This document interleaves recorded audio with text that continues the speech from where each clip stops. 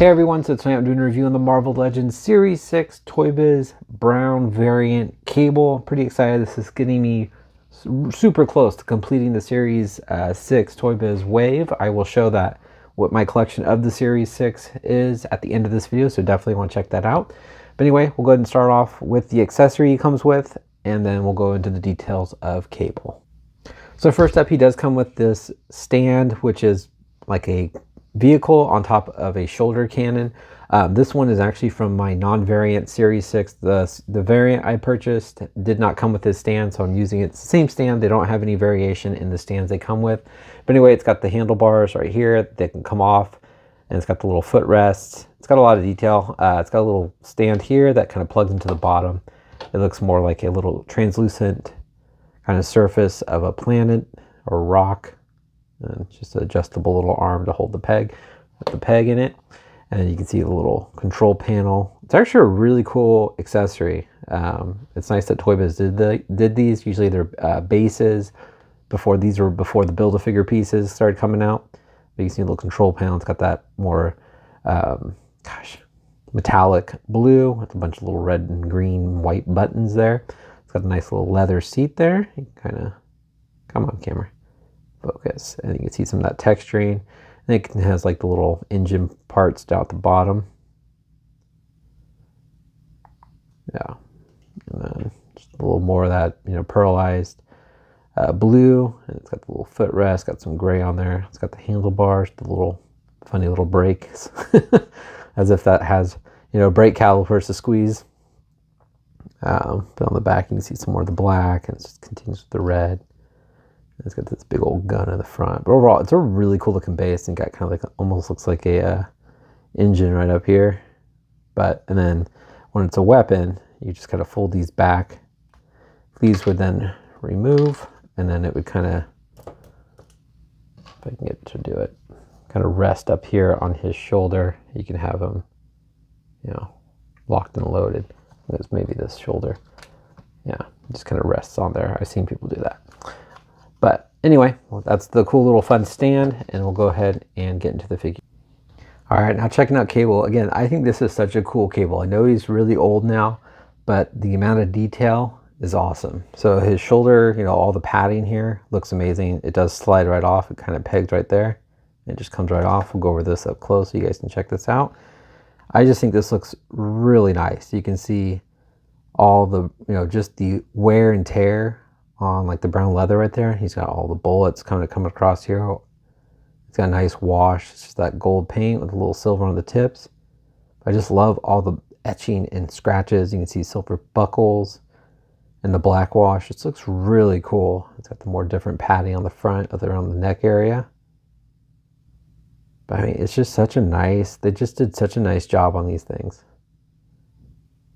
And Toybiz still is just top-notch paint jobs on their figures, especially these older legends. Very cool. Now checking out cable. I just think he looks awesome. He's got just a straight, straightforward face. He's got the scarring on the one eye. He's got the yellow eye on the other side. And it just looks, it looks good. You can see those crazy blue veins on his neck. Got a little extra plastic on the side here. He's just got the white hair. This looks really cool. And then coming down, we'll start with the arms and I'll work across. It's just got those crazy blue veins. They did this with Juggernaut, which I'll show later. He's got the blue gloves, but even the gloves, if you look at them, they do have a wash, a light black wash over them. Looks really cool. And the X logos, I think, look awesome. And they're nice and clean. I mean, this guy's old now too, and they're still in good shape. Looks really good. Got the silver buckle right there in the front. All the pouches look nice. Got a little black wash over the leather pouches here. And you can see some of the silver buckles on the back here. A little black wash on the back here. The metal arm looks really cool. It's all sculpted and looks really cool. You can see all the rivets. It does have a light wash in some of those crevices. And it's got the blue gloves again. The X logo on the belt on the front. Looks nice and clean. And then the pouches with all the stitching. I love all that stitching. The black wash again with the silver buttons all the way across. Looks awesome. And you've got the same pouches with the silver buttons and the black wash along the thighs. Just looks really cool. Brown pants, and he's got the pitting on the knee pads here with the black around the rim. But again, just look at all the detailing. It looks really good. He's got the silver buckles on the side with the black leathering. I mean, it's just got really good weathering looking with the black wash. Does have some paint coming off on the feet here. You can see just from it kind of chipping away. Not too bad. The boots look good. Just the brown boots with the black tread. Very cool. It's just an awesome looking figure. I'm really happy. It's taken me so long to find this guy, especially for a reasonable price. Anyway, go to the articulation. Head looks left, looks right, up and down. He's got ball joints in the shoulder, also at the armpit joint. Just rotate side to side, forward and back. He's got double jointed elbows, nice and tight still. Wrist swivel, also a hinge at the wrist, and then he also has the hand clamp articulation. Rotates in the upper body, also rocks a little bit. Also has a waist swivel that the older ball joint seems out. Ooh, I don't want to force it. And then it's the Y joint, so you got to rotate it and then kick it up and turn it to get him to kick. To kick straight out. He's got the upper thigh swivel. Oh, interesting. So he's at 2. He's got upper thigh swivel up here, and then he's got a mid thigh swivel right there. Double jointed knees. The boot rotations are really stuck. Ankles boot down, nose up. The old school ankle rockers. Toe articulation. And pegals bottom of his feet. Look, they even, never mind. I thought I saw like engravings into the bottom of the feet. Anyway, I'll go ahead and put this back on. And we'll show you guys how tall Cable is and get in some fun comparisons and show you guys my Series 6.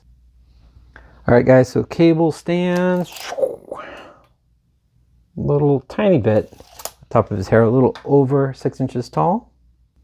Here is next to one of the newer Hasbro cables. I'm forgetting which series he is in. And here he is next to the newest Hasbro cable, which I love that figure too. It's crazy how different they are in height. So you can kind of see here, he's about 7 inches here. And same with that one. That one's really cool though. I really like that one. And then here he is next to the non-variant cable. So you can kind of see the difference in the coloring. Obviously there's a lot more yellow, lighter blue.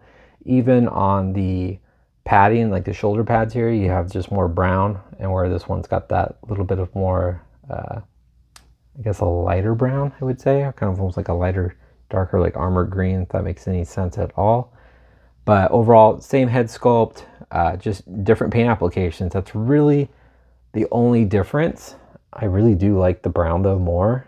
I know the yellow is kind of more kind of classic, but you can definitely see just some of the difference. But that brown one, I don't know, I think he's cool. Probably because I've been looking for him for so long, so to finally have him, I'm like, yes, I like him the most. But anyway, we'll bring out the Series 6, and I hope you guys enjoyed this.